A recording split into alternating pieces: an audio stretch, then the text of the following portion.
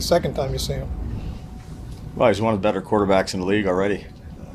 He's got great vision.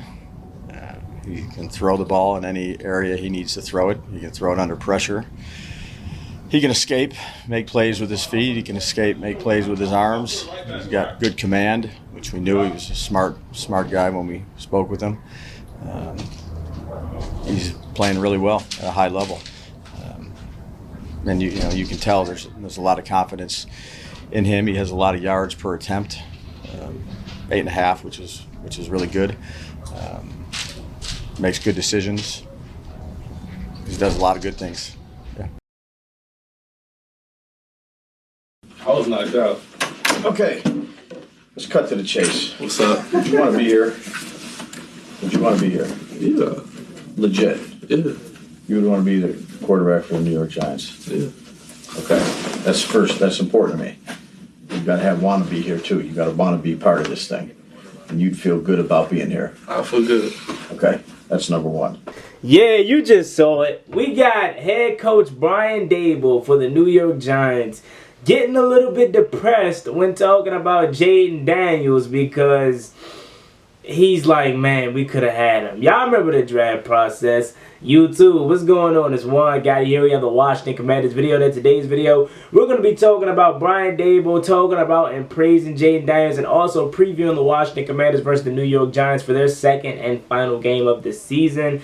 That is going to be airing this Sunday. So without further ado, let's get straight into today's video. But to make sure you guys go down below, leave a like on this video, subscribe to the channel if you are new, turn on post notifications so you get notified when I upload videos like this to the channel on the road to 8,000 subscribers. So please help me get there as soon as possible. And per you guys' request, Sunday I have free this week, so I will be going live for the game. Make sure you guys come through for that. Alright, so let's talk about it. So I was looking at Brian Daboll's press conference, and when he was asked about Jayden Daniels, he was praising him, and he had a nice little sigh. He said, and he started talking about him. That was one of those sighs where it was like, man, I wish I could have him. I wish he could be my quarterback. And you want to know what's the crazy thing about it? Brian Daboll wanted Jayden Daniels. You remember the press conference throughout the draft process, or the interviews that they had, and they showed the inside of the draft where Brian Daboll was interviewing Jayden Daniels during the press conference, or talking to him about, like, what do you do in this scenario, what do you do in that scenario, about this play, that play. And they, quite frankly, fell in love with him. You got the Giants GM, Joe Shane, his kids. He asked him, who do you want us to draft? His kids said Jayden Daniels, multiple of them. And not even just Jayden Daniels per se. If they would have went with Drake May, shoot, even Bo Nix, they would be in a better situation. They just tied themselves to Daniel Jones for whatever reason, because of the contract or whatever, the love for him by the ownership, by John Murray and company. I don't know why Daniel Jones is still on the New York Giants in year 6. He's so bad. And just honestly and transparent, I don't think the Giants should fire Brian Daboll. I think Brian Daboll has a potential to be a really good coach, at least offensively. I don't know how he is when it comes to being a leader of men, being a guy that people want to run through a brick wall for. But as far as offensively, you give him a quarterback, you've seen what kind of magic he made in Buffalo.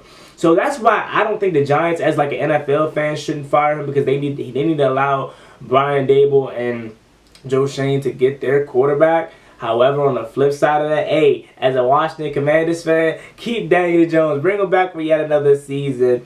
But in all seriousness, man, he liked the Jayden Daniels. He praised Jayden Daniels in his press conference, and he definitely wanted Jayden Daniels in the draft process. I think the Giants are kind of gonna have the year that we had last year. They got to go through that suffrage this season in order to get their quarterback. Now, I don't know if it's ever 2, 3, 4 quarterbacks that are as good as the ones that was in this draft class. I know you got Shedeur Sanders, you got Cam Ward, Quinn Ewers, Drew Aller. I know you got those guys coming up, but are those guys as good or as highly touted or as highly viewed as a Caleb Williams, Jayden Daniels, Bo Nix, Drake May, Michael Penix, even J.J. McCarthy. Like, this draft class was loaded, and I feel like last year was the chance the Giants could have had to get their guy. I'm not saying that they can't get it no more because they're going to be in a better position to get it this year, but I'm just saying this draft class pass was filled with dogs, man. Like, could you imagine how good the Giants would be with Drake May right now? Because I know Drake May probably wasn't ready at the start of the season, so of course you throw out a veteran.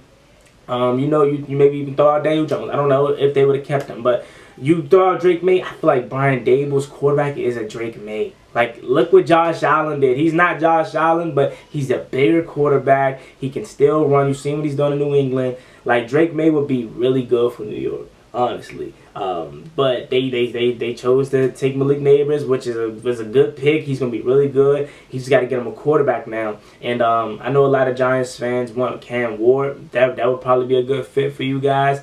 But you got to endure this season and this pain in order to get the benefits of getting a top quarterback next year. But all right, let's get to the second part where we actually preview this game. I just wanted to talk a little bit of trash about, the Giants and Brian Daboll, falling in love with my quarterback, Jaden Daniels.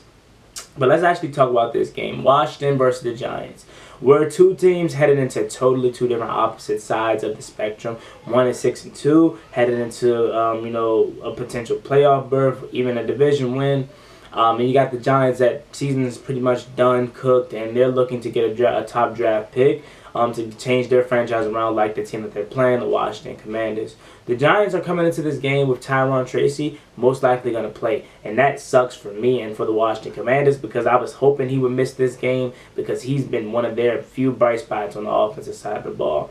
I will say the Giants' offensive line was really good when Andrew Thomas was intact. And then since he went down, they have been absolute garbage lately. I do like Malik Neighbors. I love Darius Slayton. And I wish the Giants wasn't in our division because that is a guy that I've been hearing on the trade block that could be potentially moved, and I would love to have him here. I'm not gonna lie to you, but the Giants aren't gonna trade us Darius Slayton. I doubt that. This ain't no Philly and Jahan Dawson trade where we know Jahan Dawson's cooked. Darius Slayton still can play. He just needs a quarterback, and they're not gonna send him here to Washington, unfortunately, because we're division rivals. Same, and I know I'm flipping sides, but same with Azeez Ojulari. Dog, I would love Azeez Ojulari here, and he's potentially on a trade block too, but I don't see them moving him to Washington at least. But offensively, it's really Daniel Jones that's holding this team back, in my opinion. I think this team has some weapons. I think this team has a nice run game, and I think when Andrew Thomas is in the lineup, the offensive line is competent. It's not the best, but it's good with Andrew Thomas in the lineup. It's literally the quarterback position, right? You see the difference between Jayden Daniels and Daniel Jones. It's a clear difference because let's compare the offenses, right? The Giants got Malik Neighbors. That's their ex-receiver. That's our Terry McLaurin.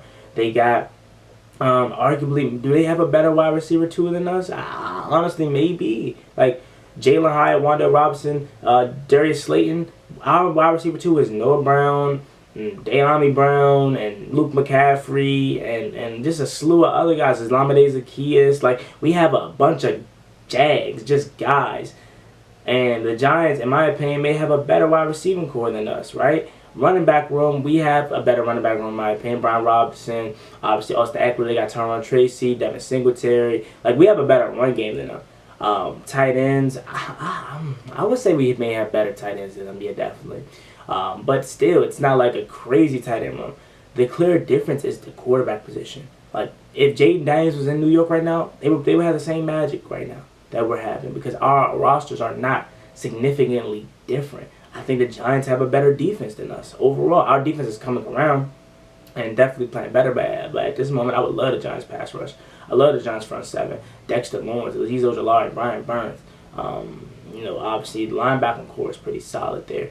I would love to have the Giants defense. They have a good defense, solid offense, bad quarterback. That is the difference between 2-6 and 6-2, in my opinion. The Giants were in game after games this season. Let's look at their schedule. And I know we're going to talk about our team here in a second, but we got to talk about the opponents. We got to give them some time.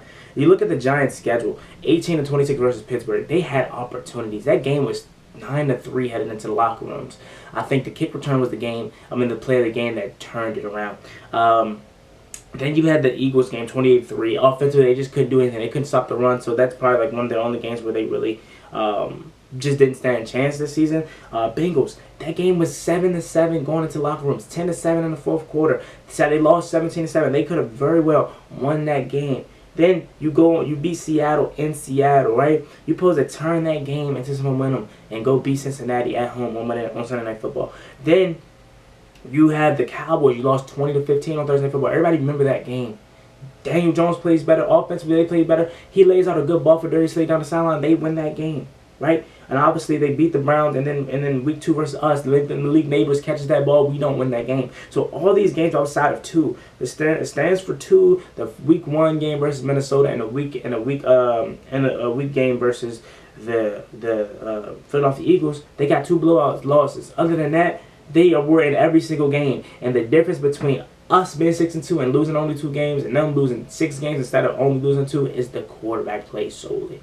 So if they get a new quarterback next year, they'll be good. But as far as this game, hopefully we can keep them, intact. The only thing that scares me is really Tyron Tracy, because they can run the ball really well. Malik Neighbors is a dog. He scares me, but I know Daniel Jones is going to get in his way. And with the way this defense is playing and the way this defense is turning up for the Washington Commanders, I don't expect Daniel Jones to really do much of anything on Sunday, especially if we want to have a chance at making this season something special. You can't lose to the New York Giants, okay? You cannot. Then you flip the side, go to Washington's offensive side of the ball. We've been playing really well. Obviously, Jayden Daniels is not 100% healthy, but he's still playing really good. 80% Daniel Jones, or excuse me, 80% Jayden Daniels is better than 100% Daniel Jones. Let's keep it a buck, right? Obviously, Terry McLaurin is top 5 in receiving yards, coming off a 125 receiving yard game. Had a really big game. Noah Brown, Noah's Ark, Washington walk-off, bear trap, whatever you want to call it, man. He's the sole purpose, and Jay Day is the sole purpose of Washington's miracle on Sunday. So he had a rough game, up to that point, was dropping a few passes. But hopefully that could turn some momentum into Noah Brown and get him right back on track. Luke McCaffrey, a guy, he was literally inches away from a touchdown. So we have people, we have guys. Lamade Zaccheaus should have had a touchdown on Sunday. De'Ami Brown contributed well. Brian Robinson on the ground was pretty solid until he didn't play in the second half much of anything due to the hamstring/knee. Offensively, Zach Ertz was solid.